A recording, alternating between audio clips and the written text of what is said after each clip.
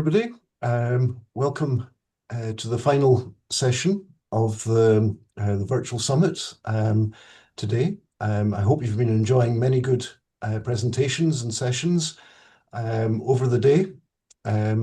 We're ending the day with a panel on the theme of model risk management for financial technology companies, fintech.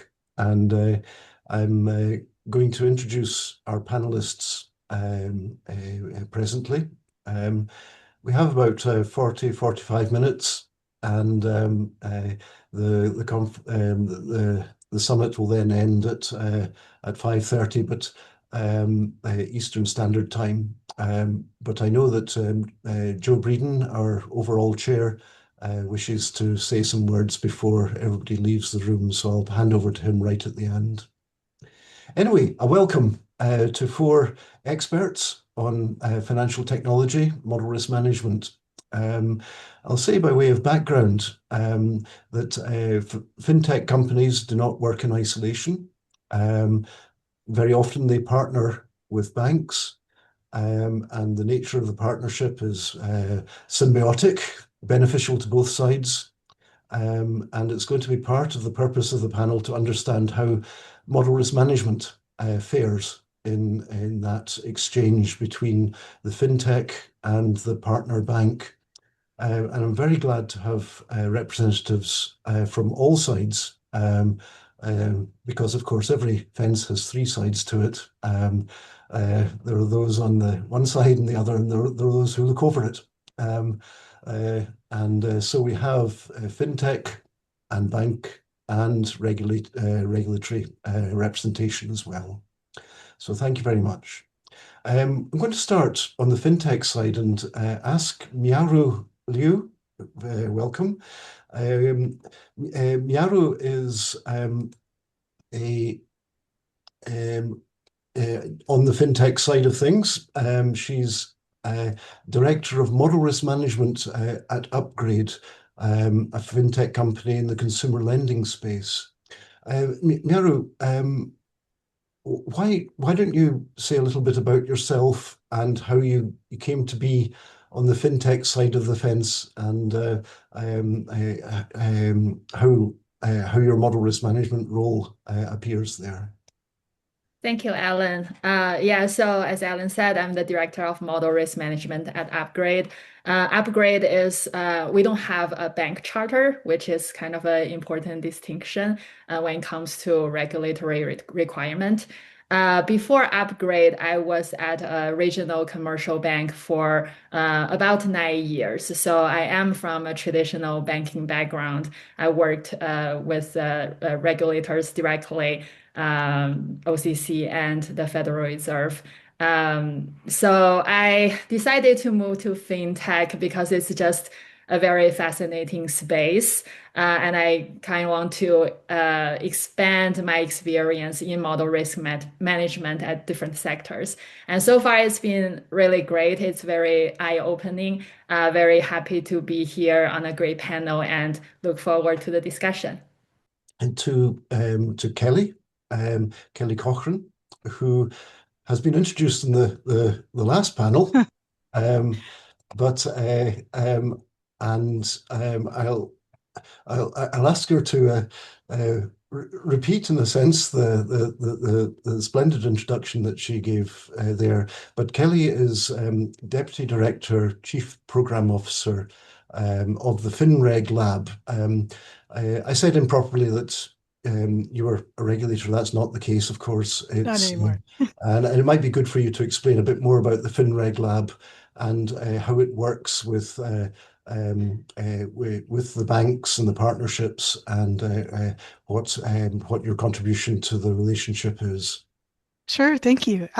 So FinReg Lab is a nonprofit research organization. We're headquartered in Washington, D.C., and we really focus on the use of data and technology and financial services with an eye towards increasing access among consumers, small businesses, other communities that have been historically underserved, as well as focusing on protection issues and unintended consequences from data and technology. So we do a lot of different things, from testing technologies to monitoring the market and emerging issues, a lot of convening work, and we work across the entire spectrum of financial services providers. So we're working with banks, fintechs, community organizations, the whole range.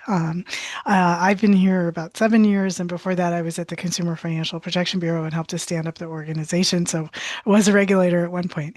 But really glad to be here. Thank you. That's great. Thank you very much, Kelly.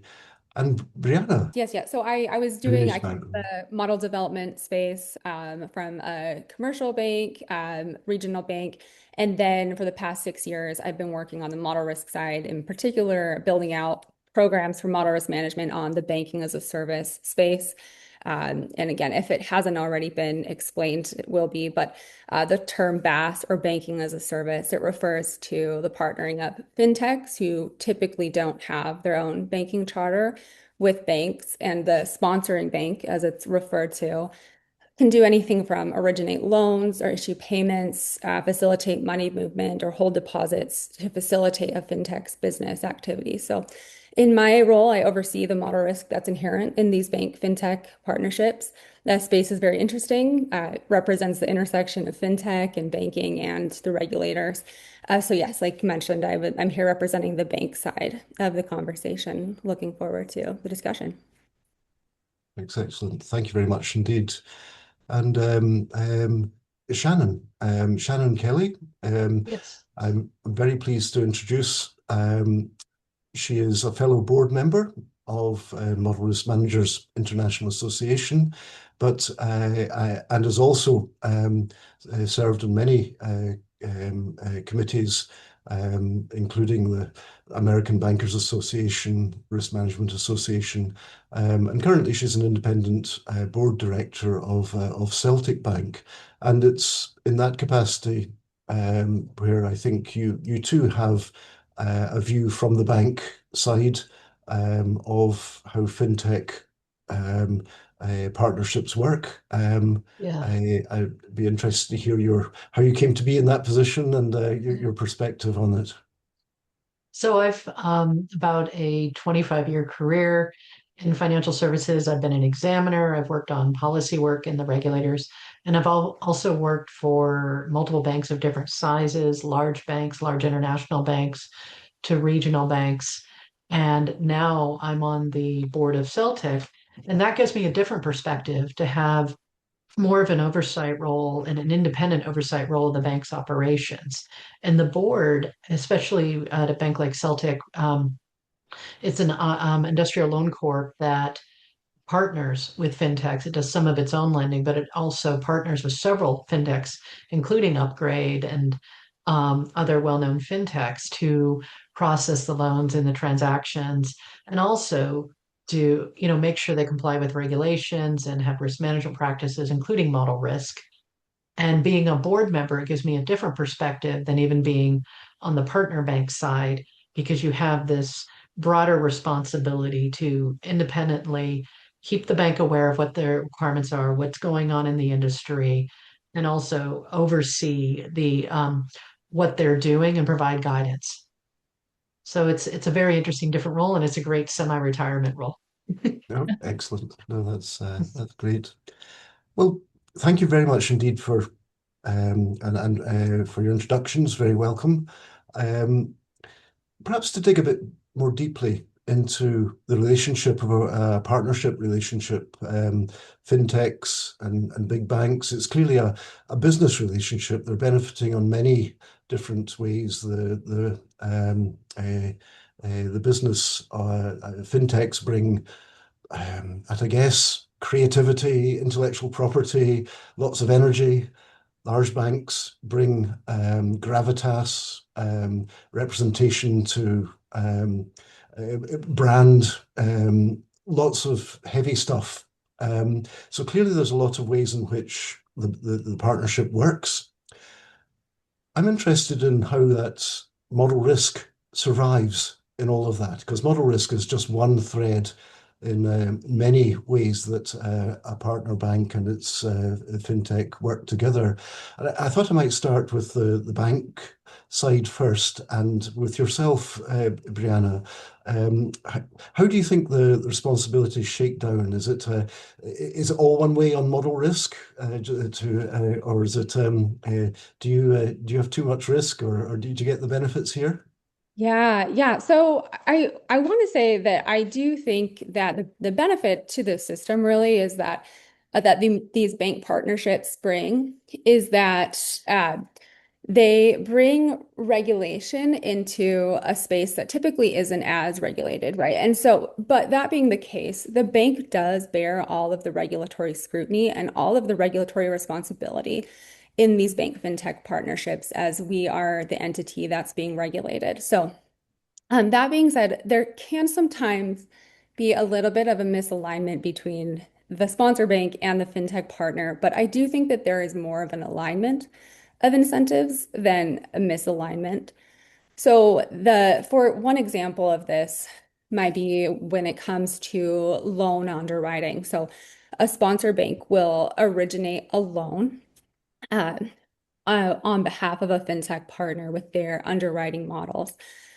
For all intents and purposes, the model being used is the bank's model because we are originating the loan. However, the sponsor bank doesn't typically hold the loans long term on balance sheet. So typically, the bank will hold the loans 2 to 3 days and then sell them to either the fintech partner or another contracted entity. So we don't have the same credit risk necessarily, right? Based off of these underwriting models where the fintech partner cares a lot more about the performance of the models from a credit risk perspective, from a performance perspective. The bank cares a lot about the models from a regulatory perspective and compliance perspective. So we're coming at it sometimes from two different lenses, but we both have a vested interest in making sure the models work well, that they're well documented. And most of our mature fintech programs as well really do see the value in sound model risk management practices, sound validation practices, good documentation. Okay. No, thank you. Perhaps to move um, to yourself, Kelly, about the how you see the exchange working. Do you see a balance here? Brianna's talking about a distinction between the credit risk accepted by the fintech, the model risk being accepted by the bank. Is it a fair exchange from your point of view? Do you see a good balance here? Well, I think it really depends on the partnership and the use case, and I think Brianna started, for instance, with lending, which I think is one of the most interesting and most complex, not only because you have, the credit risk, but also the compliance risk. So, and in the US, the compliance obligations actually are on all lenders. It doesn't matter charter type.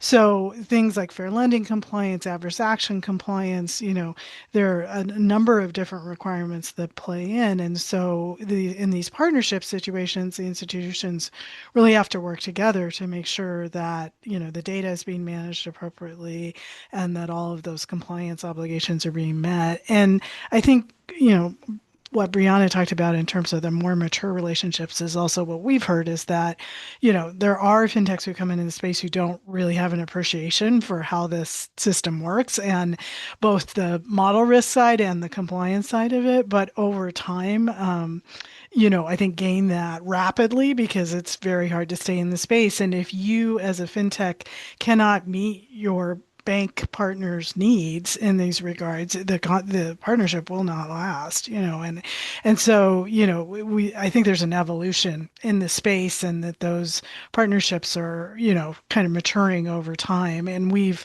can come back to this later, but I think in the U.S. also In 2024, there was the regulators got very focused on banking partnerships after the collapse of the Synapse situation. That wasn't a lending case, that was more of a payments and deposits case. And so I think people on both sides have really tightened their thinking about how these partnerships work and what is a good fit. And so there's kind of a maturation in the space in that sense. Okay. That's interesting. I mean, just thinking about it, is there a fundamental difference between, I mean, what is the fundamental difference between a fintech partnership, a BaaS partnership, and a vendor supplier relationship with respect to model risk? I see Yes. Shannon is eager to pitch, and I'd be interested to hear. Yes. So, in fact, there's a lot of similarity between how a bank manages its partner in terms of like basic third-party risk management practices. So, in addition to looking at the credit models and making sure that the partner bank making sure that fintech validates its credit models, in addition to the compliance and practices and models that Kelly mentioned, they also have BSA AML as well as consumer compliance in that. Essentially, the partner bank does manage them and put like a third party. They have a contractual obligation that the fintech does have to meet certain requirements on, meeting regulatory expectations, having sound risk management processes, including model risk management, and they're audited to those. So they actually contract and have an independent audit conducted on the fintech does. And that audit goes to the partner bank and the partner bank works with them to address any issues. And additionally, with third-party risk management, they look at the ongoing soundness of the fintech. So when they're when they're originating loans and holding them for a short period, there was a reserve that the fintech places with the partner bank to cover potential losses for that short-term hold of the loans they're originating.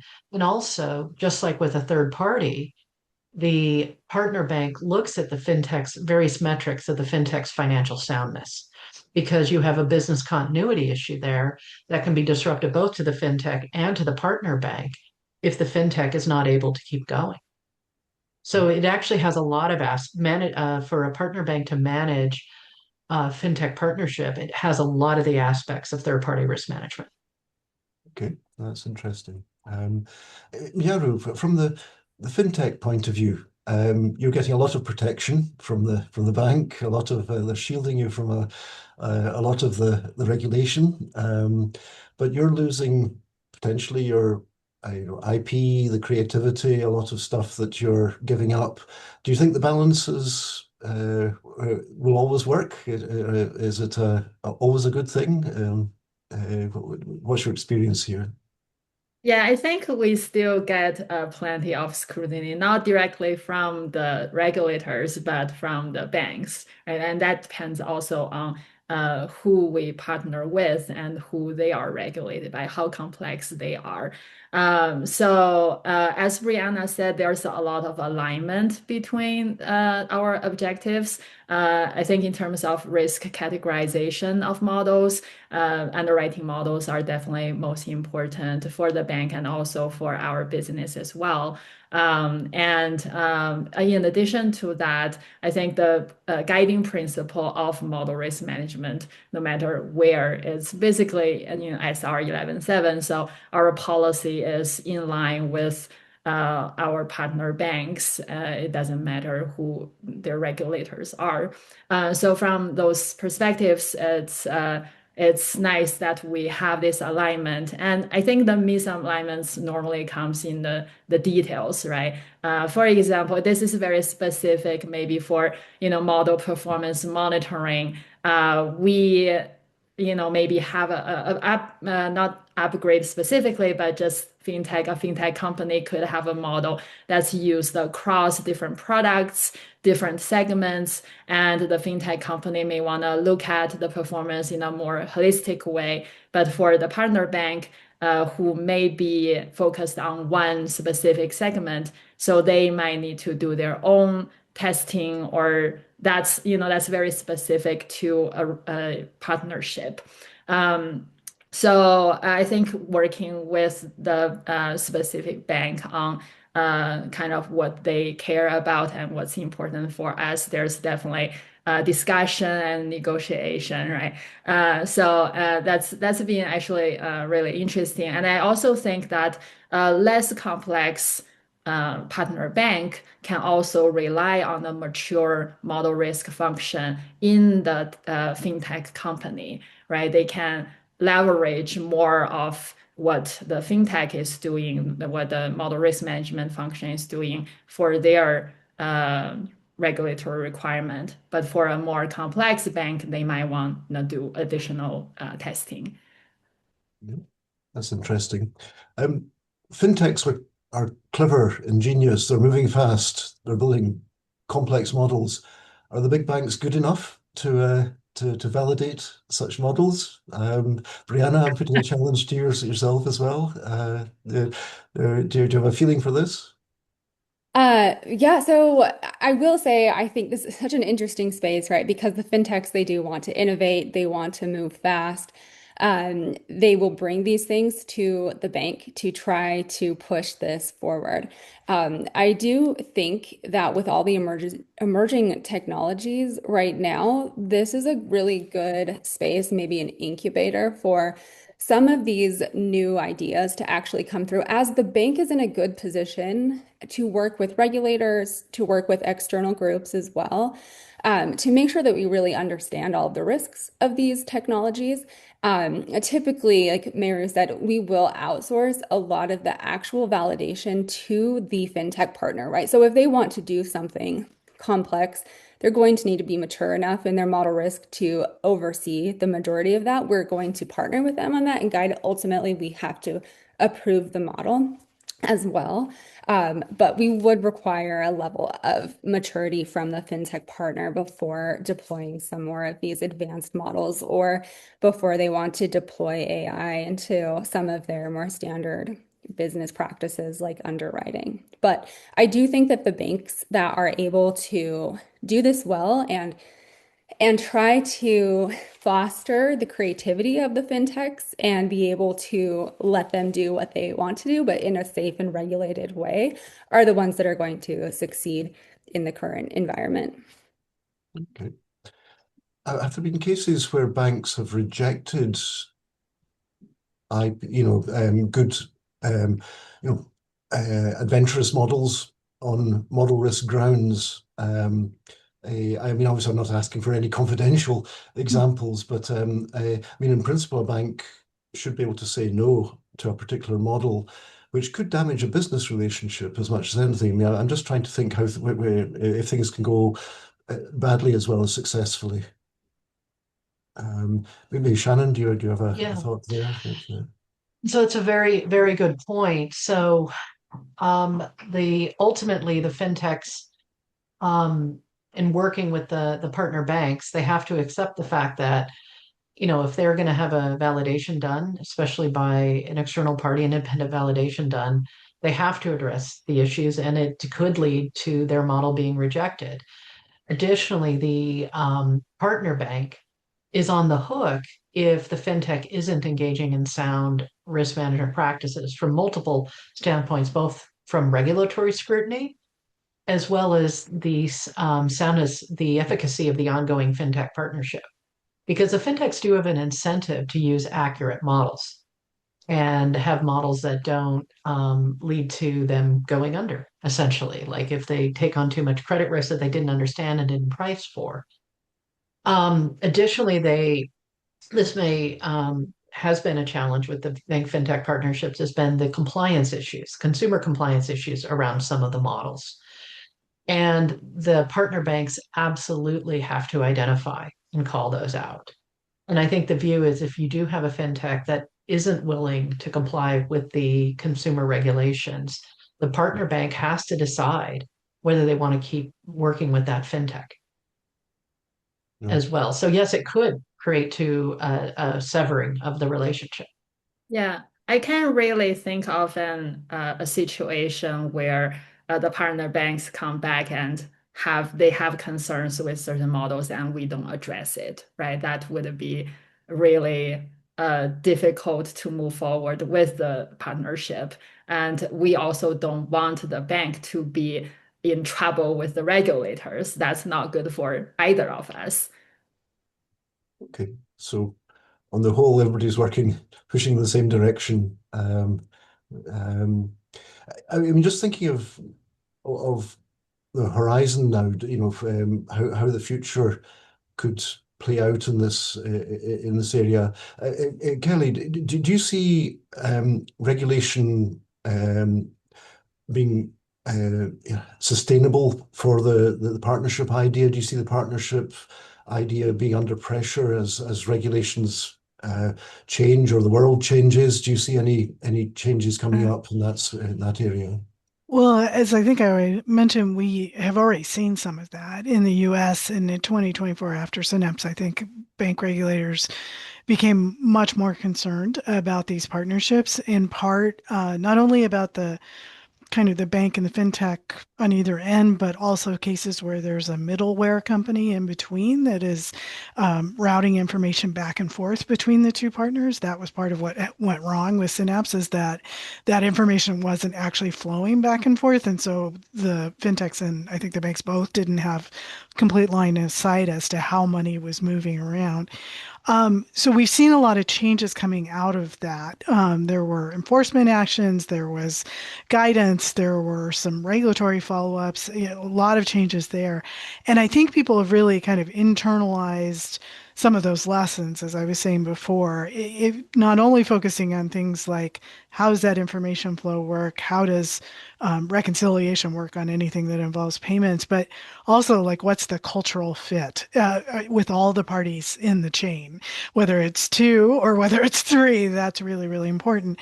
We're now in an administration that seems in general to be really signaling an openness to partnerships and to the and trying to signal the recognition of the importance of vendor relationships, particularly to smaller banks, as being really important to them being able to maintain competitiveness and provide kind of the technology and the customer experiences that people want in kind of a modern banking world.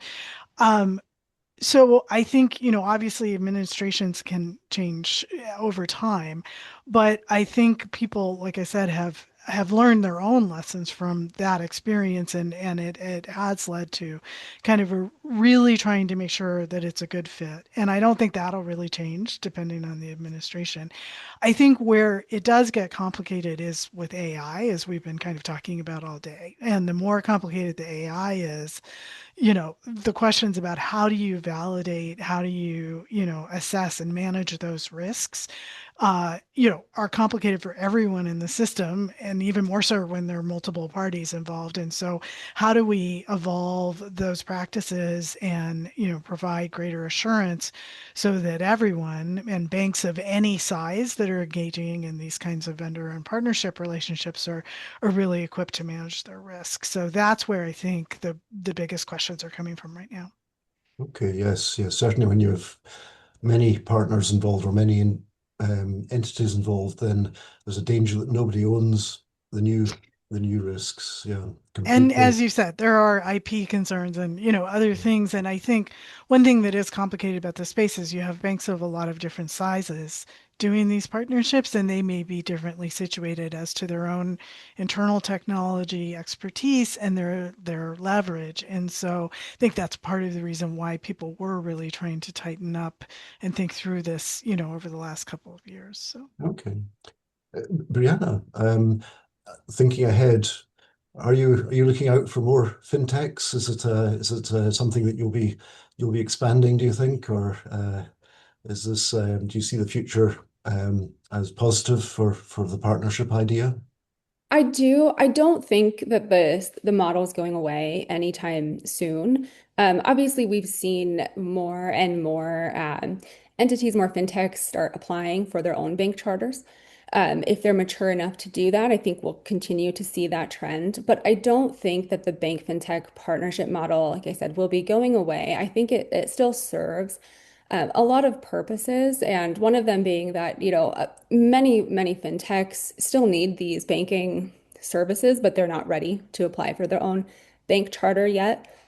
Maybe after a couple years of partnering with a bank, evolving on that journey, they will be if they grow. But I think, these banks are really here to facilitate those fintechs that are still growing, not yet mature to have their own bank. I don't think it will be going away anytime in the near future. And I think we've seen the space continue to grow, and as more and more banks try to enter the space as well, I don't think it'll go away anytime soon. Okay, so it's a safe Yeah. zone for fintechs. It's yeah. Yeah. Shannon, And I you would were just going to I add would to it? just add that I agree that's what I've seen with Celtic. Essentially, they mentor these, even though they have certain baseline requirements, they still do a lot of mentoring to get the fintech to a maturity where they can become their own bank.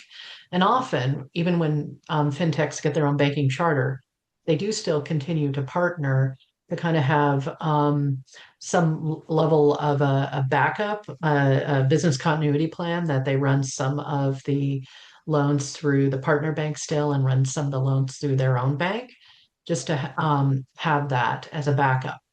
But then they do eventually start moving everything over to the bank. It might take years, but that is the business that the partner banks are in. They know that they're helping mentor these fintechs to potentially get their own charters and move away from them. But at the same time, they're working on a pipeline of more junior fintechs to bring up. So it's actually a vital part of the ecosystem, if you look at it that way, for the partner banks to be able to help some of these fintechs become their own entities, help support innovation by taking on some of the compliance requirements, but then help them mature as well.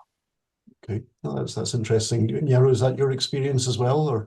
Yeah, I also just want to add that I think a lot of banks, more bigger and sophisticated banks, they may also have their own fintech branch, right? So the competition goes both ways. And I'm just excited to see how this industry evolves. Okay, no, that's interesting because it leads into one of the questions we're being asked in the chat, talking about how large a bank the fintech will be seeking. A, so is it just with smaller banks, or are we talking with the tier banks, tier one banks, or is it a mixture of the two? And are they different cultures, different feelings to the relationship? Miaro, do you have direct experience there?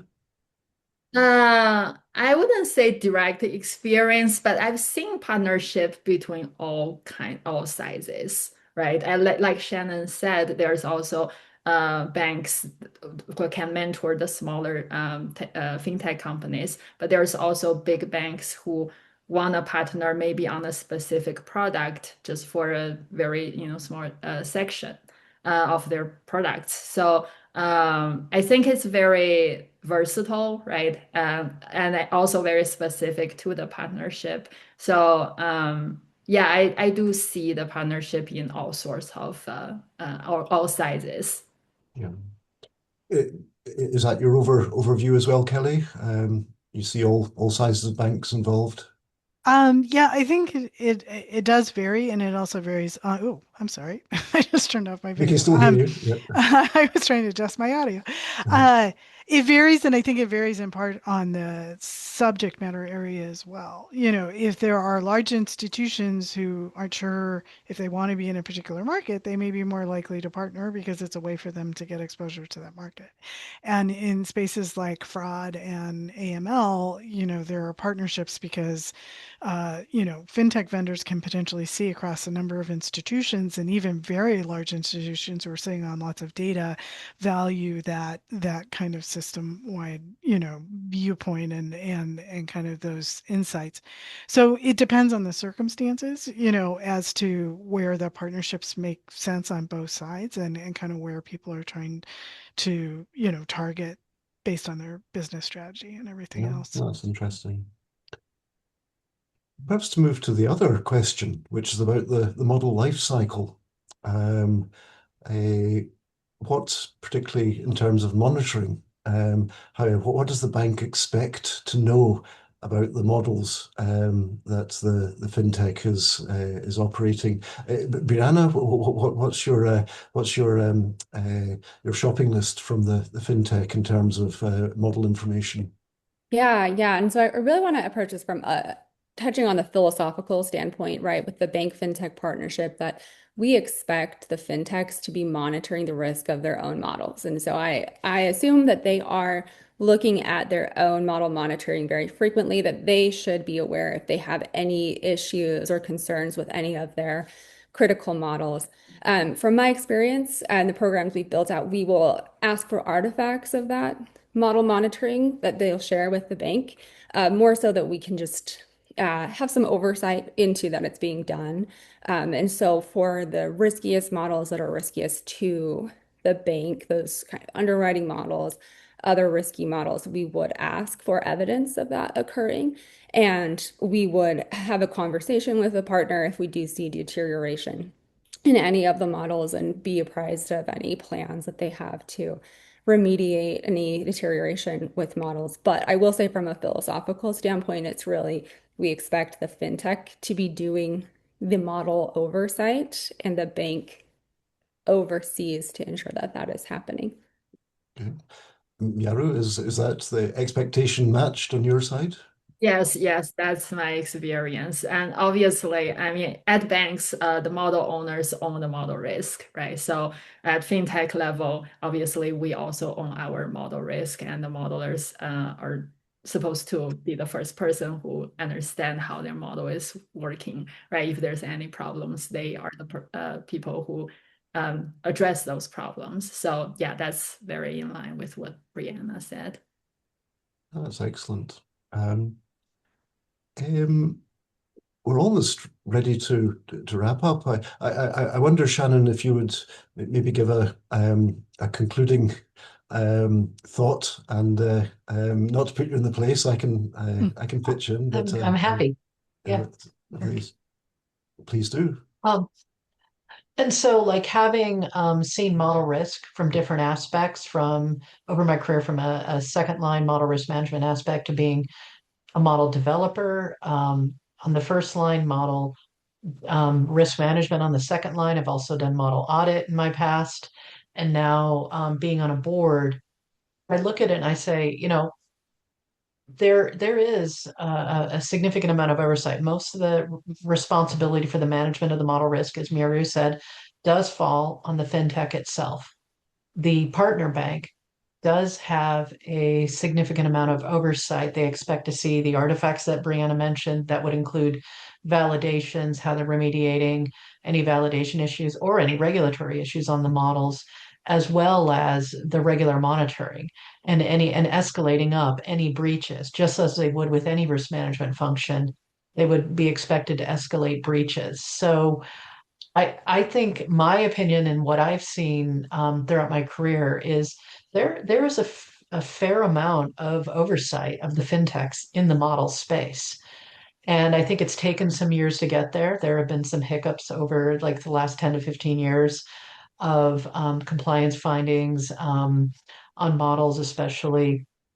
But it has developed into a more mature process where there is transparency into what the fintech is doing on a part of the partner bank, which then provides transparency to the regulators as well.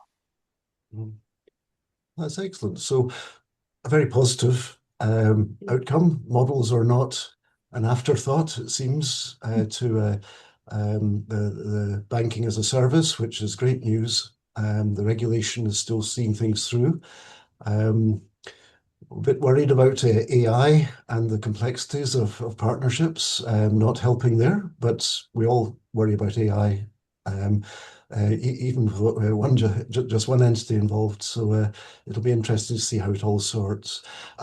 I want to thank our four panelists very much for your time, your expertise, and your very clear summaries and thoughts.